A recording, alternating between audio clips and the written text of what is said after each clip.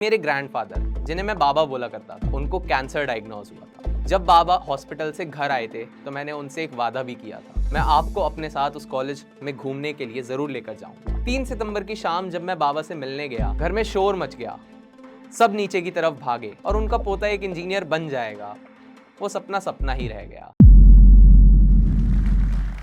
Hello everyone, मेरा नाम हिमांशु शर्मा है और मैं 4th ईयर का दिल्ली टेक्नोलॉजिकल यूनिवर्सिटी में पढ़ने वाला एक स्टूडेंट हूँ। मैं दिल्ली टेक्नोलॉजिकल यूनिवर्सिटी से अपनी BTech mathematics and computation engineering से कर रहा हूँ और मैंने अपना IIT JEE का एग्ज़ाम 2020 में दिया था, जिसमें मैंने 9411 रैंक भी प्राप्त करी। अब ये IIT की जर्नी मेरे लिए कितनी मुश्किल या कितनी आसान थी, आज मैं आपके साथ शेयर करने वाला हूँ। अब जब मैं 6th क्लास में एक नॉर्मल स्टूडेंट हुआ करता था, तब मुझे लगता था ये जो IIT JEE की कोचिंग्स होती हैं, इन्हें ही कहते हैं। आसपास जाते हुए मैं रास्ते में ये कोचिंग्स देखता था और मुझे समझ नहीं आता था कि लाखों बच्चे इन कोचिंग्स में जाने के लिए इतनी मेहनत क्यों करते हैं। मैं बचपन से ही स्पीड क्यूबिंग का बहुत शौक रखता था और मैं नेशनल्स के लिए क्वालिफाई किया। 2018 में मैं नेशनल्स के लिए IIT दिल्ली गया। वहां जाकर मुझे पता चला कि इस कॉलेज के लिए इतने बच्चे अपनी जिंदगी के 2 साल सैक्रिफाइस क्यों कर देते हैं। जब मैं पहली बार IIT में पहुंचा, तब मैंने ऐसा कॉलेज अपनी जिंदगी में कभी नहीं देखा था।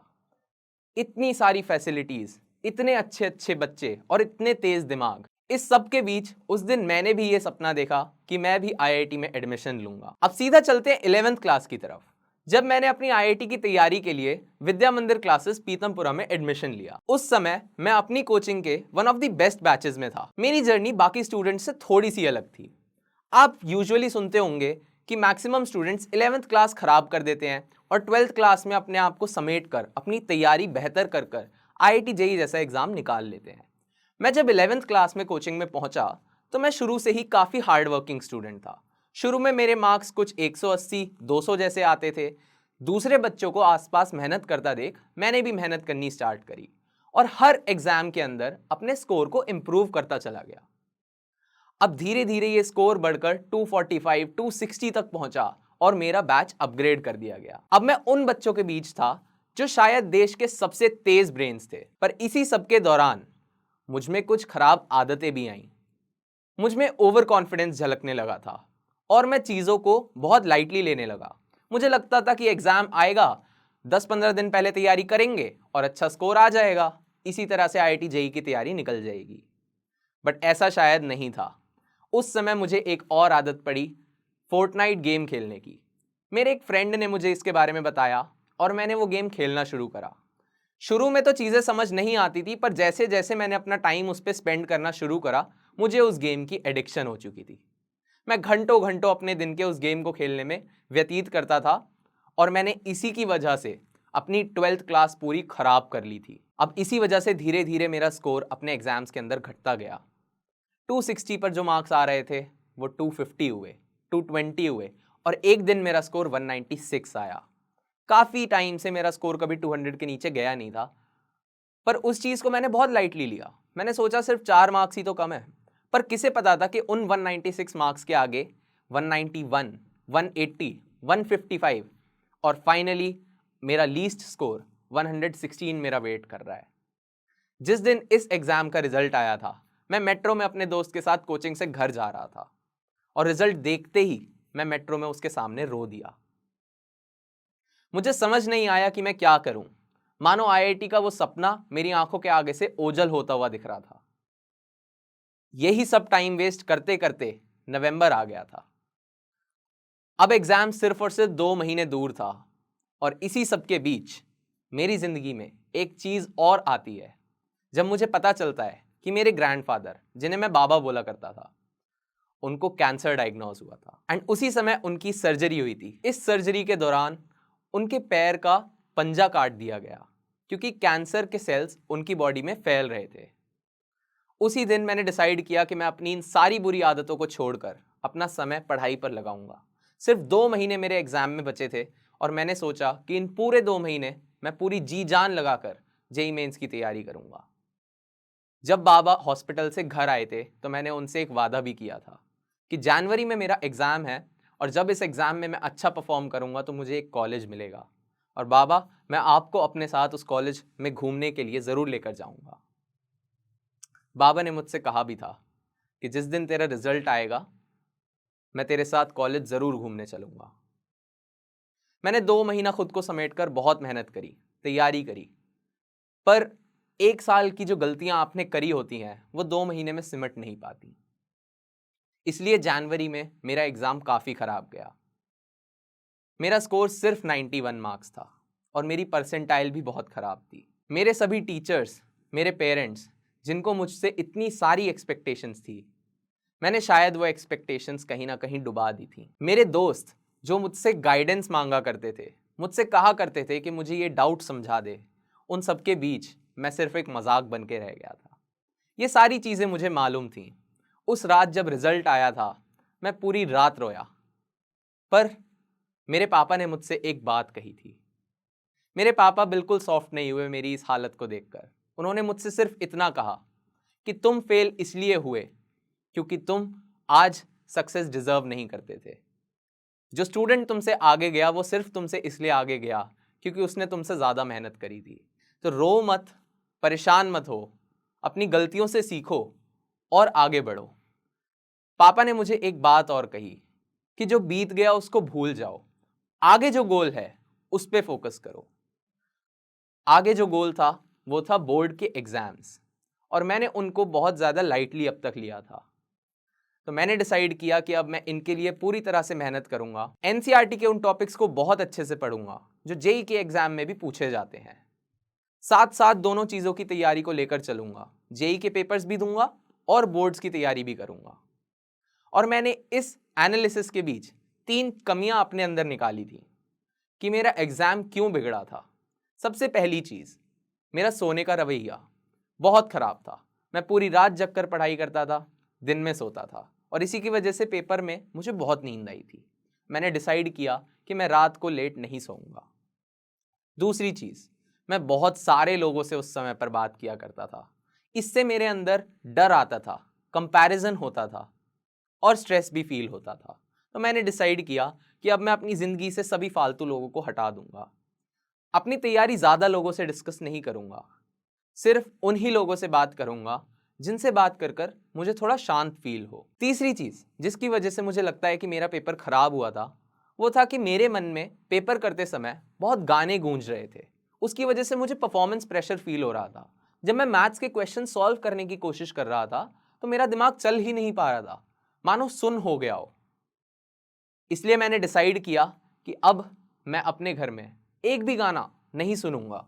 इवन आसपास मेरे घर में अगर कोई गाने चला रहा होता था तो मैं बंद करवा देता था, क्योंकि मुझे ऐसा फील होता था कि इससे मुझे डिस्ट्रैक्शन महसूस होगी। इन्हीं चीज़ों के चलते मैंने अपने बोर्ड्स के एग्ज़ाम दिए और वह एग्ज़ाम काफ़ी अच्छे हुए। अब मेरा अगला लक्ष्य जेईई मेंस का अटेम्प्ट था। पर जैसे ही बोर्ड के एग्ज़ाम ख़त्म हुए थे, इंडिया में कोविड-19 आ गया और उसकी वजह से हमारा अप्रैल का अटेम्प्ट जुलाई की तरफ शिफ्ट हो गया। पर मैंने खुद को डिस्ट्रैक्ट नहीं होने दिया।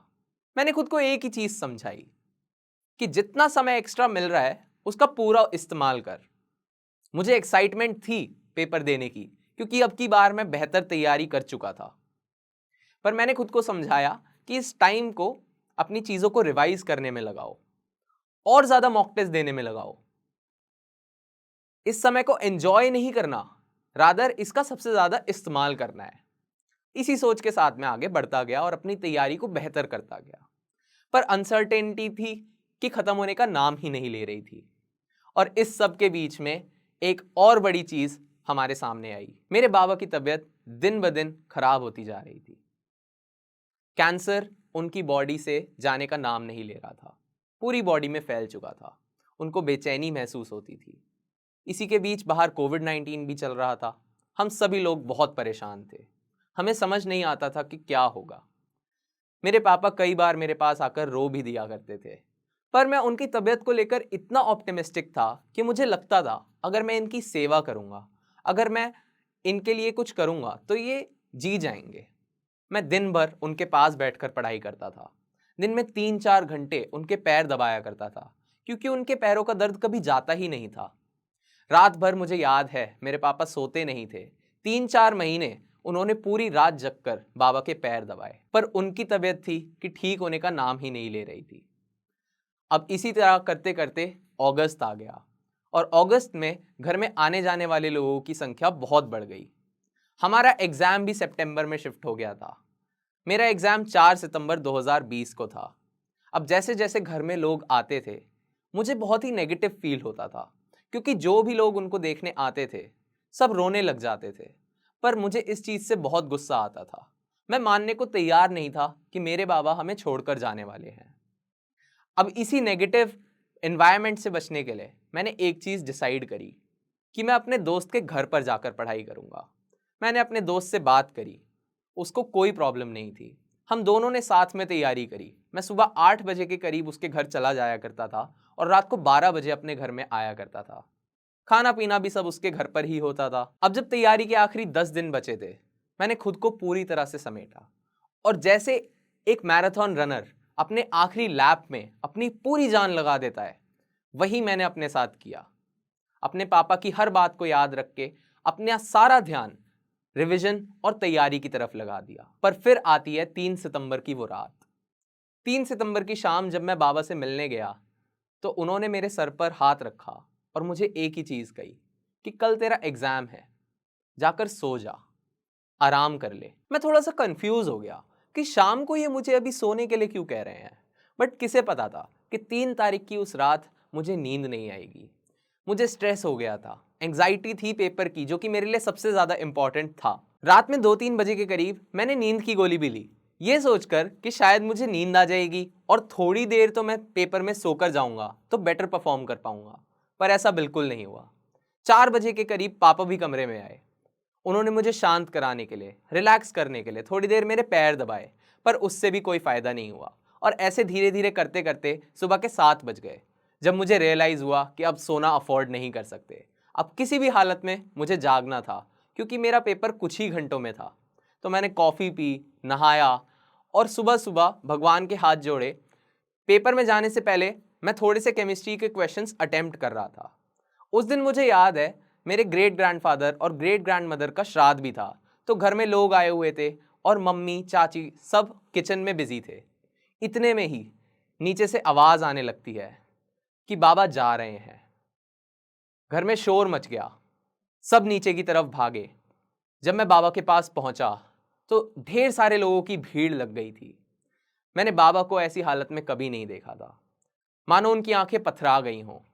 मैंने उनके हाथ में अपना हाथ दिया और उनसे सिर्फ एक बात कही कि बाबा, मैं पेपर देने जा रहा हूँ, मुझे आशीर्वाद दो। वो मुझे सुन तो पा रहे थे, देख भी पा रहे थे, पर कुछ रिएक्ट नहीं कर पा रहे थे। उनकी ऐसी हालत मैंने ज़िंदगी में कभी नहीं देखी थी। उसी मोमेंट पे मेरे पापा मुझे पेपर के लिए ले जाने के लिए तैयार हो ही रहे थे कि उन्होंने एक बहुत ही डिफ़िकल्ट डिसीजन लिया। मेरे फ्रेंड के पापा, जिन्हें मैं ताऊजी भी बोलता हूँ, उन्होंने डिसाइड किया कि वो मुझे उनके साथ पेपर देने के लिए भेजेंगे। अब मैं उनके साथ गाड़ी में बैठ गया। कुछ देर हम गाड़ी में आगे चले ही थे कि मुझे घबराहट फील हुई और मैंने पापा को कॉल किया। पापा को कॉल किया तो पापा ने मुझसे एक झूठ बोला कि बाबा की तबीयत अब ठीक है। डॉक्टर आए थे और उन्होंने बाबा को एक इंजेक्शन लगाया जिससे बाबा रिवाइव कर गए हैं। और मानो मैं इतना ऑप्टिमिस्टिक था कि मैंने उनकी बात को सच भी मान लिया और इसी पॉजिटिव माइंडसेट के साथ पेपर की तरफ जा रहा था। अब क्योंकि मैं पूरी रात सोया भी नहीं था और कुछ खाया भी नहीं था, तो हालत थोड़ी तो खराब थी, पर मैं अपने दिल को दिलासा दे रहा था कि सब कुछ ठीक जाएगा। मैं पेपर में कंप्यूटर स्क्रीन के आगे बैठा था, पेपर शुरू होने का वेट कर रहा था। थोड़ी सी एंग्जाइटी बिल्डअप हो रही थी, तो उसको मिटाने के लिए मैंने सोचा कि आसपास के लोगों से थोड़ा बात कर लेते हैं, पर वो चीज़ इतना काम नहीं आई। अब जैसे ही पेपर स्टार्ट हुआ, मैंने केमिस्ट्री से अपना पेपर शुरू करा। ऑल्दो केमिस्ट्री मेरी थोड़ी सी वीक थी, मैंने केमिस्ट्री का पेपर किया तो मुझे इतना अच्छा महसूस नहीं हुआ और बीच पेपर में कुछ घबराहट भी फील हुई। ऐसा लगा कि कोई अपना दूर जा रहा है, पर उस थॉट को दूर करके मैंने अपने लक्ष्य की तरफ ध्यान दिया। जब मैंने फिजिक्स का पेपर स्टार्ट किया तो मुझे बहुत कॉन्फिडेंस आया। मुझे लगा कि ये सब सवाल तो मुझसे हो रहे हैं।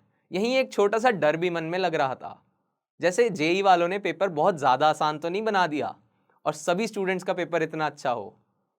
इन चीज़ों से मन हटाकर मैंने मैथ्स भी शुरू करी। जब मैंने मैथ्स का पेपर कर लिया तब मुझे कॉन्फिडेंस हो गया कि आज का पेपर अच्छा होने वाला है और रिजल्ट भी पॉजिटिव ही आएगा। पेपर से निकलने के बाद मेरे मन में बस एक ही चीज़ की एक्साइटमेंट थी कि मैं जल्दी से जल्दी घर पहुंचकर अपने बाबा को बता सकूं कि मैं कितना अच्छा पेपर करके आया हूं। अब जैसे ही मैं पेपर सेंटर से बाहर निकला, मैंने अपने ताऊ जी को वहां खड़ा देखा और मैंने उनसे जाते ही बोला कि घर पर सब ठीक तो है ना। उन्होंने मुझे कहा घर पर सब ठीक है और इस चीज़ ने मुझे काफ़ी दिलासा दिया। पर मैं उनके पीछे पड़ गया कि मुझे घर जल्दी लेकर चलो, और उन्होंने बोला कि पहले तुम कुछ खा लो, उसके बाद घर चलते हैं। जैसे ही गाड़ी घर के बाहर लगी, मैं घर की तरफ भागकर गया। मैंने अपने ढेर सारे रिश्तेदारों को नीचे हॉल में देखा, पर मुझे लगा कि शायद वो सब बाबा को आखिरी बार देखने आए हैं क्योंकि उनकी तबीयत इतनी ख़राब है। जैसे ही मैं घर में घुसा, मेरी नज़र उनके बेड की तरफ गई जो कि खाली था। जी हाँ, मेरे बाबा अब मेरे साथ नहीं रहे थे और आखिरी बार जो उनको ये मुझे बताना था कि मेरा पेपर अच्छा गया और उनका पोता एक इंजीनियर बन जाएगा, वो सपना सपना ही रह गया। मेरे बाबा मेरे साथ कभी कॉलेज नहीं जा पाए। इस चीज़ ने मुझे थोड़ा सा तोड़ दिया था। इसी तरह कुछ दिन बीते और मेरा जेई का रिजल्ट आया। जेई मेन का रिजल्ट उस रात 2 बजे आया था। मेरे पापा अकेले सो रहे थे और मैंने सिर्फ जाकर उनको ये बात बताई। वो रो गए। उन्होंने मुझे गले लगाया और एडवांस के लिए पढ़ाई करने के लिए मोटिवेट करा। तब पापा ने मुझे याद दिलाया कि जेई एडवांस के पेपर में सिर्फ 10 दिन बचे हैं और अगर मैं अपनी पूरी मेहनत उस पेपर में लगा दूं तो मैं एडवांस भी क्लियर कर जाऊंगा। इस चीज़ ने मुझे कॉन्फिडेंस दिया। मैंने अपनी सारी ताकत आखिरी के 10 दिन में जेई एडवांस की तैयारी में लगा दी। मैंने सभी नोट्स को रिवाइज करा और जितने भी आईआईटी के प्रीवियस ईयर पेपर हुए थे उन सबको सॉल्व करा। केमिस्ट्री मेरी एक वीकनेस थी तो मैंने सबसे ज़्यादा काम केमिस्ट्री के ऊपर किया। 27 सितंबर 2020 को जब मैं अपना एडवांस का पेपर लिखने गया तब मैंने अपने मन में अपने बाबा को याद करा, भगवान को याद करा और पेपर देने गया। मैंने एग्ज़ाम दिया और कुछ ही दिन में रिजल्ट भी आ गया। मेरी आईआईटी जेईई एडवांस के अंदर 9411 रैंक आई थी। मुझे खुद भी विश्वास नहीं था कि वो स्टूडेंट जो अपनी आईआईटी कोचिंग में टॉप बैच से लेकर अपनी कोचिंग के सबसे खराब रैंक्स में से एक आ चुका था, उसने आईआईटी क्लियर कर लिया। मेरी जर्नी एक रोलर कोस्टर जर्नी से कम नहीं थी। मैंने फाइनली जेईई क्लियर कर लिया था और अब मैं आईआईटी में जा सकता था। पर उस समय मैंने डिसीजन लिया कि मुझे दिल्ली में ही रहना है और कंप्यूटर रिलेटेड एक ब्रांच से तैयारी करनी है, इसलिए मैंने दिल्ली टेक्नोलॉजिकल यूनिवर्सिटी को चुना। पर इस जर्नी ने मुझे जितना सिखाया शायद मैंने ज़िंदगी में किसी चीज़ से नहीं सीखा था। इस पूरी जर्नी में मैंने जितने लो पॉइंट्स देखे थे, मैं बहुत निराश हो जाया करता था, पर हर ऐसे पॉइंट में मुझे अपने पापा की बताई हुई एक बात ने हमेशा मोटिवेट करा। आई होप आपको भी वो बात मोटिवेट करेगी। करत करत अभ्यास के जड़मति होत सुजान। अगर आप कर्म करते रहोगे तो एक दिन सक्सेस ज़रूर मिलेगी। और इसी चीज़ के लिए मैं अपने पेरेंट्स का बहुत थैंक करना चाहता हूँ। उन्होंने पूरी जर्नी में मेरा हमेशा साथ दिया और आज तक देते हैं। मैं भगवान का भी बहुत शुक्रिया अदा करना चाहता हूँ कि उसने मुझे इतना स्ट्रॉन्ग बनाया कि मैं इन सारे मोमेंट्स को देखता गया और तब भी अपने लक्ष्य से नज़र ना हटाकर मेहनत कर पाया। मुझे हर वो रिसोर्स मिला जिससे मैं अपनी तैयारी को बेहतर कर सकूं। और आज मैं इस चीज़ के लिए बहुत ज़्यादा ग्रेटफुल हूँ कि जोश टॉक्स ने मुझे ये प्लेटफॉर्म दिया जिससे मैं आप तक अपनी ये कहानी पहुँचा सकूँ। आई होप मेरी जर्नी से आपको कुछ ना कुछ सीखने के लिए ज़रूर मिला होगा। All the best. Thank you.